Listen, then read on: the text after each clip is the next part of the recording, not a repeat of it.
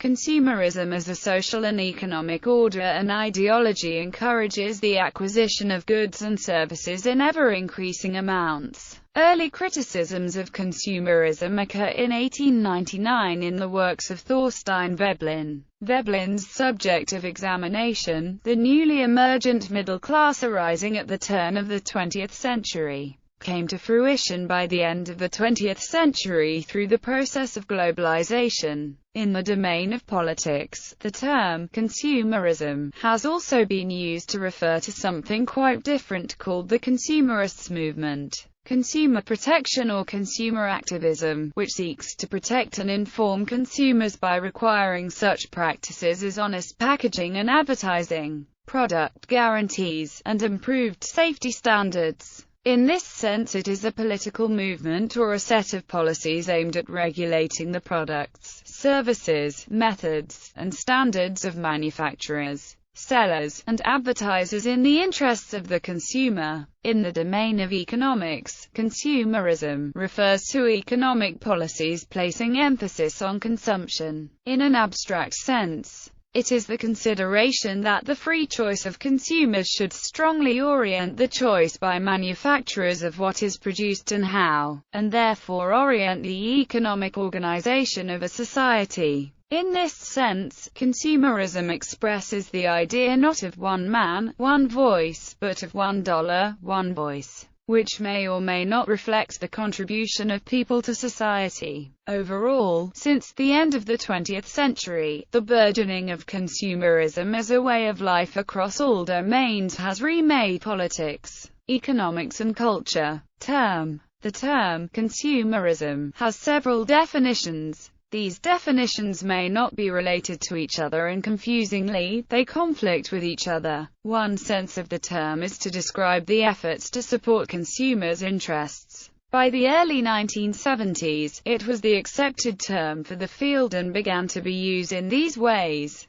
Consumerism is the concept that consumers should be informed decision-makers in the marketplace. Practices such as product testing make consumers informed. Consumerism is the concept that the marketplace itself is responsible for ensuring social justice through fair economic practices. Consumer protection policies and laws compel manufacturers to make products safe. Consumerism refers to the field of studying, regulating, or interacting with the marketplace. The consumer movement is the social movement which refers to all actions and all entities within the marketplace which give consideration to the consumer. While the above definitions were being established, other people began using the term consumerism to mean high levels of consumption. This definition gained popularity since the 1970s and began to be used in these ways. Consumerism is the selfish and frivolous collecting of products, or economic materialism. In protest to this, some people promote anti-consumerism and advocacy for simple living. Consumerism is a force from the marketplace which destroys individuality and harms society.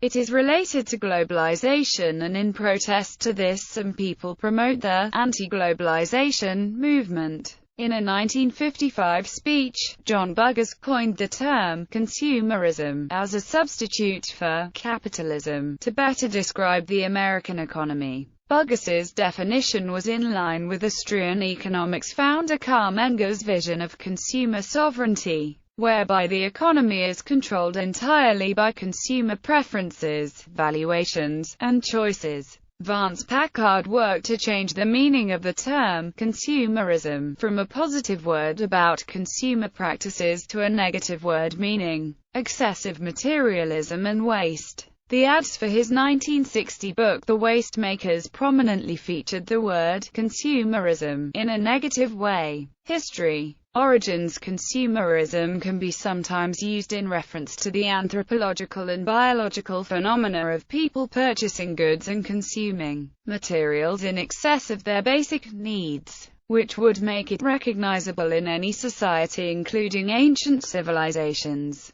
However, the concept of consumerism is typically used to refer to the historically specific set of relations of production and exchange that emerge from the particular social, political, cultural and technological context of late 19th and early 20th century capitalism, with more visible roots in the social transformations of 16th, 17th and 18th century Europe. The consumer society emerged in the late 17th century and intensified throughout the 18th century. While some claim that change was propelled by the growing middle class who embraced new ideas about luxury consumption and the growing importance of fashion as an arbiter for purchasing rather than necessity, many critics argue that consumerism was a political and economic necessity for the reproduction of capitalist competition for markets and profits, while others point to the increasing political strength of international working-class organizations during a rapid increase in technological productivity and decline in necessary scarcity as a catalyst to develop a consumer culture based on therapeutic entertainments, home ownership and debt. The more positive, middle-class view argues that this revolution encompassed the growth in construction of vast country estates specifically designed to cater for comfort and the increased availability of luxury goods aimed at a growing market. This included sugar, tobacco, tea and coffee. These were increasingly grown on vast plantations in the Caribbean as demand steadily rose. In particular, sugar consumption in Britain during the course of the 18th century increased by a factor of 20. Critics argue that colonialism was indeed a driver of consumerism, but they would place the emphasis on the supply rather than the demand as the motivating factor. An increasing mass of exotic imports as well as domestic manufactures had to be consumed by the same number of people who had been consuming far less than was becoming necessary. Historically, the notion that high levels of consumption of consumer goods is the same thing as achieving success or even freedom did not pre-exist large-scale capitalist production and colonial imports. That idea was produced later, more or less strategically in order to intensify consumption domestically and make resistant cultures more flexible to extend its reach. Culture of consumption. This pattern was particularly visible in London, where the gentry and prosperous merchants took up residence and created a culture of luxury and consumption that was slowly extended across the socio-economic divide. Marketplaces expanded as shopping centres, such as the New Exchange, opened in 1609 by Robert Cecil in the Strand. Shops started to become important as places for Londoners to meet and socialise and became popular destinations alongside the theatre. Restoration London also saw the growth of luxury buildings as advertisements for social position, with speculative architects like Nicholas Barbon and Lionel Cranfield. There was growth in industries like glass-making and silk manufacturing, and much pamphleteering of the time was devoted to justifying private vice for luxury goods for the greater public good. This then scandalous line of thought caused great controversy with the publication of Bernard Mandeville's influential work Fable of the Bees in 1714, in which he argued that a country's prosperity ultimately lay in the self-interest of the consumer. These trends were vastly accelerated in the 18th century, as rising prosperity and social mobility increased the number of people with disposable income for consumption. Important shifts included the marketing of goods for individuals as opposed to items for the household, and the new status of goods as status symbols, related to changes in fashion and desired for aesthetic appeal, as opposed to just their utility. The pottery inventor and entrepreneur, Josiah Wedgwood, noticed the way aristocratic fashions, themselves subject to periodic changes in direction, slowly filtered down through society. He pioneered the use of marketing techniques to influence and manipulate the direction of the prevailing tastes and preferences to cause his goods to be accepted among the aristocracy. It was only a matter of time before his goods were being rapidly bought up by the middle classes as well. His example was followed by other producers of a wide range of products, and the spread and importance of consumption fashions became steadily more important. Mass production. The Industrial Revolution dramatically increased the availability of consumer goods. although it was still primarily focused on the capital goods sector and industrial infrastructure. The advent of the department store represented a paradigm shift in the experience of shopping. For the first time, customers could buy an astonishing variety of goods, all in one place, and shopping became a popular leisure activity. While previously the norm had been the scarcity of resources, the industrial era created an unprecedented economic situation. For the first time in history, products were available in outstanding quantities, at outstandingly low prices, being thus available to virtually everyone in the industrialized West. By the turn of the 20th century, the average worker in Western Europe or the United States still spent approximately 80 to 90% of his income on food and other necessities. What was needed to propel consumerism proper was a system of mass production and consumption, exemplified in Henry Ford, the American car manufacturer. After observing the assembly lines in the meat-packing industry, Frederick Winslow Taylor brought his theory of scientific management to the organization of the assembly line in other industries. This unleashed incredible productivity and reduced the cost of all commodities produced on assembly lines. Consumerism has long had intentional underpinnings, rather than just developing out of capitalism. As an example, Ernest Elmer Calkins noted to fellow advertising executives in 1932 that consumer engineering must see to it that we use up the kind of goods we now merely use, while the domestic theorist Christine Frederick observed in 1929 that the way to break the vicious deadlock of a low standard of living is to spend freely, and even waste creatively.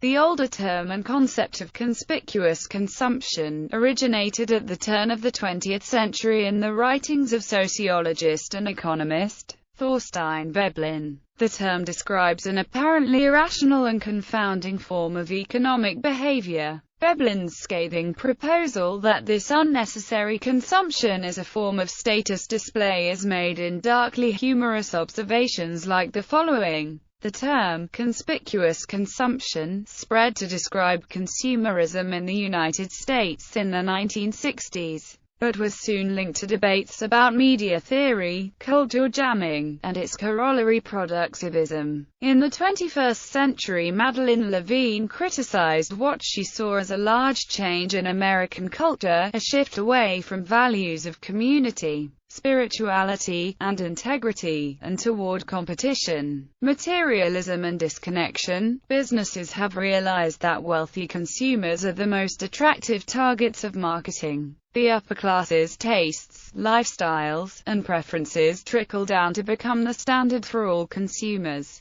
The not-so-wealthy consumers can purchase something new that will speak of their place in the tradition of affluence. A consumer can have the instant gratification of purchasing an expensive item to improve social status. Emulation is also a core component of 21st-century consumerism. As a general trend, regular consumers seek to emulate those who are above them in the social hierarchy. The poor strive to imitate the wealthy, and the wealthy imitate celebrities and other icons. The celebrity endorsement of products can be seen as evidence of the desire of modern consumers to purchase products partly or solely to emulate people of higher social status. This purchasing behavior may coexist in the mind of a consumer with an image of oneself as being an individualist. Criticism. Overview. Since consumerism began, various individuals and groups have consciously sought an alternative lifestyle. These movements range on a spectrum from moderate, simple living, eco-conscious shopping, and localvore, buying local,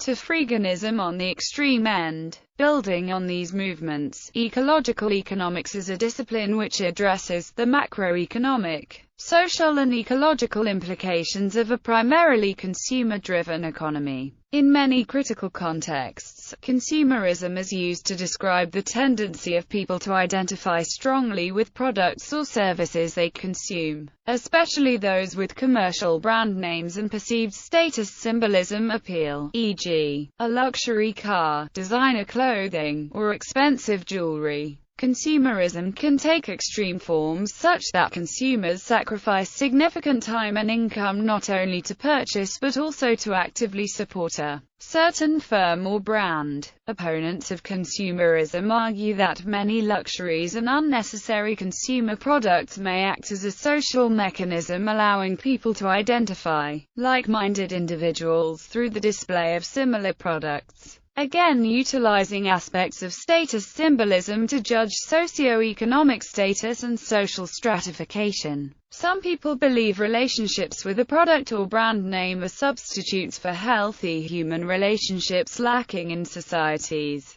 and along with consumerism, create a cultural hegemony, and are part of a general process of social control in modern society. Critics of consumerism often point out that consumerist societies are more prone to damage the environment, contribute to global warming and use up resources at a higher rate than other societies. Dr. George Madge says that trying to reduce environmental pollution without reducing consumerism is like combating drug trafficking without reducing the drug addiction. In 1955, economist Victor Lebow stated, critics of consumerism include Pope Emeritus Benedict XVI, German historian Oswald Spengler, and French writer Georges Duhamel, who held American materialism up as a beacon of mediocrity that threatened to eclipse French civilization. In an opinion segment of New Scientist magazine published in August 2009, reporter Andy Coughlin cited William Rees of the University of British Columbia and epidemiologist Warren Hearn of the University of Colorado at Boulder, saying that human beings, despite considering themselves civilized thinkers, are subconsciously still driven by an impulse for survival, domination and expansion, an impulse which now finds expression in the idea that inexorable economic growth is the answer to everything, and, given time, will redress all the world's existing inequalities. According to figures presented by Rees at the annual meeting of the Ecological Society of America, human society is in a global overshoot, consuming 30% more material than is sustainable from the world's resources. Rees went on to state that at present, 85 countries are exceeding their domestic bio-capacities, and compensate for their lack of local material by depleting the stocks of other countries, which have a material surplus due to their lower consumption. Not all anti-consumerists oppose consumption in itself, but they argue against increasing the consumption of resources beyond what is environmentally sustainable. Jonathan Porritt writes that consumers are often unaware of the negative environmental impacts of producing many modern goods and services,